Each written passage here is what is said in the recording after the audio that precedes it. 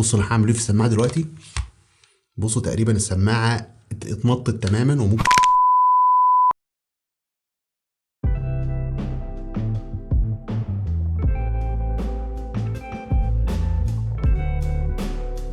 دي اللوجيتك زون فايب 100، ودي سماعه موجهه اكتر للناس اللي بتشتغل من البيت، اللي عاوزين سماعه شكلها بسيط ما فيهاش تفاصيل كتير وفي نفس الوقت صوتها كويس وميكروفونها قوي، علشان لو معاهم مكالمه او ميتنج مهم في الشغل. لما هتسمع الكلام ده هتحس ان دي سماعه ممله موجهه للناس اللي بتشتغل اكتر، فاكيد ما فيهاش مميزات تخلينا نحس ان السماعه دي تستحق سعرها. ولكن الحقيقه انت غلطان، السماعه دي فيها مميزات كتيره جدا اكتر من المميزات اللي موجوده في السماعه اللي سعرها 3 أضعاف سعر السماعه اللوجيتك. وخلينا الاول نبدا بتصميم والخامات اللي مصنوعه منها السماعه دي. تصميم السماعه الصراحه بسيط وما فيهوش تفاصيل كتير زي سماعات الجيمنج مثلا، لكن الحقيقي مميز في السماعه دي هو القماش او الفابريك نفسه اللي موجود في الهيد باند وموجود في الاير كابس او المخدات بتاعه السماعه، اللي القماش فيها كده هتحس ان هو شبه قماش الانتريهات اللي بتبقى في المعارض المريحه قوي دي، فهي شكلها كده اهو يوحي انها سماعه مريحه، وده حقيقي فعلا. السماعه الصراحه شكلها مميز، وهتلاقي كمان جاي معاها في العلبه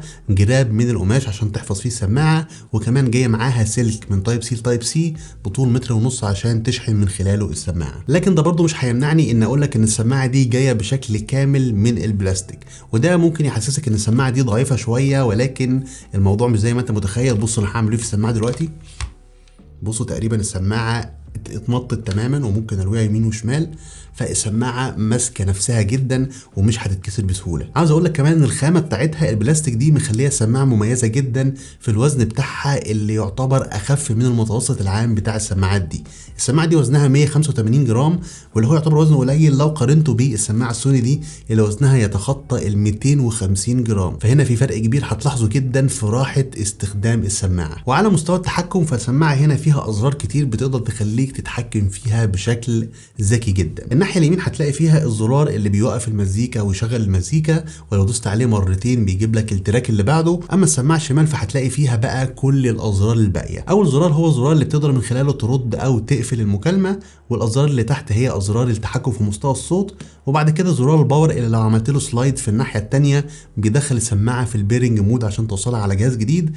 واخيرا منفذ التايب سي وجنبه اللمبه الصغيره اللي بتبين حاله البطاريه وحاله ان السماعه كونكتد على جهاز او لا. كل ده كلام جميل، ولكن المميز جدا في السماعه دي هو الميكروفون اللي مختفي بالوهله الاولى كده وتحس ان مفيش ميكروفون، ولكن الناحيه الشمال بتقدر تنزل منها الميكروفون بالشكل ده بحيث يبقى معاك ميكروفون بهذا الشكل زي ما انتم شايفين.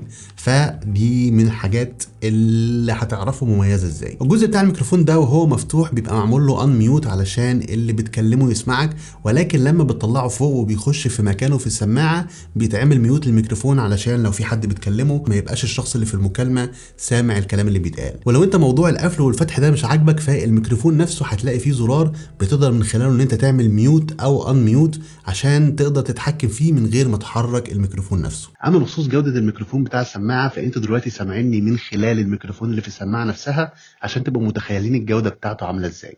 وكمان الميكروفون ده فيه ميزه عزل الضوضاء، وخلينا نختبرها مع بعض. وزي ما انتم سامعين دلوقتي من خلال الميكروفون الاساسي اللي انا بصور بيه ان الصوت فيه دوشه علشان انا مشغل صوت جنبي علشان نحاكي الضوضاء اللي ممكن تحصل. وننقل دلوقتي على الميكروفون بتاع السماعه، فزي ما انتم شايفين الصوت بتاع الدوشه اللي جنبي قل. فقولوا لي في التعليقات انتوا شايفين الفرق حلو ولا لا.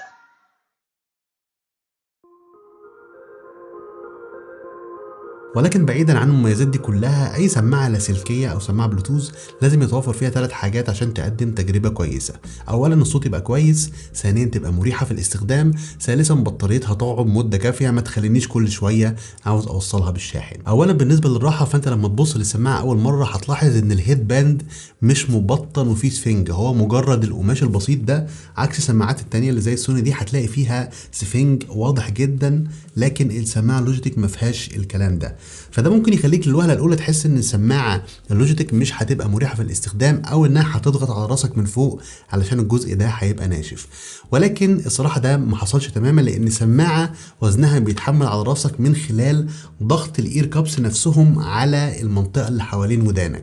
برضه هتحس ان ممكن الموضوع ده يسبب لك الم شويه او هيضايقك، ولكن هقول لك لا خالص، الموضوع ده كان مريح جدا، لان السماعه اصلا وزنها اخف من السوني بفرق كبير. السماعه هنا 185 جرام، فده بيخلي حتى لو هي ضغط حاجه بسيطه فالضغط مش هتحس ان هو مؤلم، بل ان الموضوع كان مريح، لان الاير كابس نفسهم او الجزء ده السفنج بتاعه طري جدا، وكمان الخامه بتاعته القماش دي هتلاقيها مسميه، فبالتالي حتى لو انت لابس السماعه لفتره طويله مش هتحس انها عامله حراره او هتخليك تعرق وانت لابسها. فالسماعه اوفر اول الصراحه تجربتها كانت مريحه جدا. عاوز اقول لك كمان ان الاير كابس نفسهم تقدر كمان تطلعهم وتنزلهم فوق علشان السماعه تاخد الحجم المناسب لدماغك. اما التجويف او الجزء اللي جوه في الاير كاب، الجزء ده هتلاقيه واسع وودنك هتخش فيه بسهوله، ومش هتحس انها ضغط على ودنك، لان السماعه هنا اوفر اير، فبالتالي ما بتكونش ضغط على ودنك اطلاقا، ودنك بتكون حره جوه التجويف بتاع السماعه. فحقيقي والله والله والله تاني السماعه دي فعلا اريح بكتير من السماعه السوني، اللي هي اصلا تعتبر واحده من اريح السماعات اللي تم تصميمها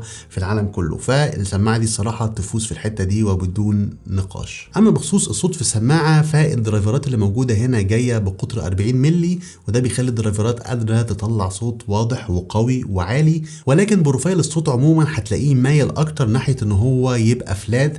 يعني مش هتلاقي ان اللو اند بتاعته عاليه او الهاي اند او التريبل بتاعه عالي، مش هتلاقي ان في جزء واخد يعني قوة على حساب جزء تاني، بل بالعكس ان الصوت هنا متوازن جدا، ولكن بيميل اكتر ان هو يبقى فلات من غير ما يبقى فيه حاجة واضحة اكتر من الحاجة التانية. ولكن ويا لها من لكن، السماعة دي بيجي معاها تطبيق تقدر تعمل بيه حاجات كتيرة جدا، وتخصص اهم حاجة ممكن تحتاجها في السماعة، وهو الايكولايزر اللي هيخليك تعدل الساوند بروفايل بتاع السماعة للبروفايل اللي انت بتحب تسمعه، سواء عاوز تعلي البيز او عاوز تعلي التريبل، او حتى تلعب في الايكولايزر بالشكل اللي انت عاوزه عشان تخلي البروفايل بتاع الصوت مناسب للحاجة اللي انت متعود عليها. التطبيق ده بيعرض لك حاجات كتير. اولا بيعرض لك نسبة البطارية بتاعت السماعة، وبتقدر من خلاله تعمل ابديت للفريم وير لو الشركة نزلت ابديت ليه. ده غير بعض المميزات التانية اللي زي ميزه السايد تون اللي بتخليك تقدر تتحكم في مقدار الصوت بتاعك اللي بيخش للسماعه عشان تبقى مرتاح اكتر وانت بتعمل مكالمات كتير من خلال السماعه. كمان التطبيق بتقدر تعدل من خلاله المده بتاعه السليب تايم اللي بتخلي السماعه تقفل لو انت ما استخدمتهاش لفتره طويله. وكمان هتقدر من خلال التطبيق تشوف الاجهزه اللي واصل عليها سماعه، لان السماعه هنا بتقدر توصلها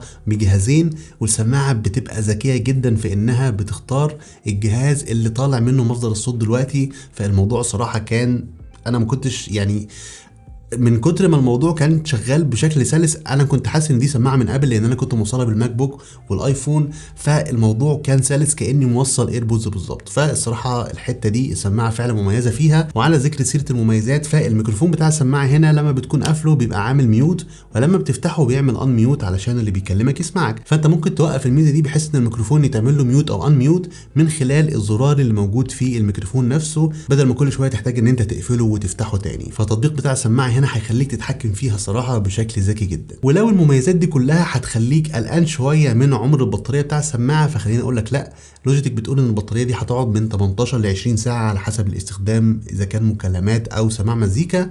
ومن خلال الاستخدام خليني اقول لك ان تقريبا السماعه هتوصل للارقام دي بدون مشاكل. وبخصوص موضوع الشحن، فالسماعه هنا فيها شحن سريع، من خلال 5 دقائق شحن ممكن تديك ساعه استخدام، والسماعه تقريبا بتاخد في حدود ساعه وربع او ساعه ونص عشان تشحن بشكل كامل من 0 ل 100%. ولكن للاسف المنفذ التايب سي اللي فيها اللي من خلاله تشحن السماعه، انت ممكن تتوقع ان هو ممكن يدعم نقل الصوت من خلال المنفذ نفسه، ولكن للاسف ده مش موجود مع السماعه، لان السماعه هنا مش بتدعم بروتوكول نقل الصوت من خلال منفذ التايب سي. الوسيله الوحيده اللي هتقدر تشغل بيها السماعه هو اتصال البلوتوث بس، وده هياخدنا للعيوب اللي موجوده في السماعه. اولا السماعه دي ما ينفعش تطبقها زي ما انت شايف، هي حجمها ثابت على كده، بعكس سماعه زي السوني دي مثلا انت ممكن تطبقها بالشكل ده علشان لو هتسافر بيها وما تاخدش مساحه كبيره. تاني عيب موجود في السماعه هو الباسيف نويز كانسلنج، او بمعنى اصح مقدار عزل الضوضاء اللي بتقدمه السماعه من خلال لما تيجي تحطها على ودنك، بحيث ان السماعه نفسها بتبقى قافله على ودنك، فبطبيعه انها قافله على ودنك المفروض تقدم عزل ضوضاء طبيعي مش اكتيف نويز كانسليشن، عزل طبيعي بطبيعه الماده نفسها او الاير كاب اللي مغطي على ودنك.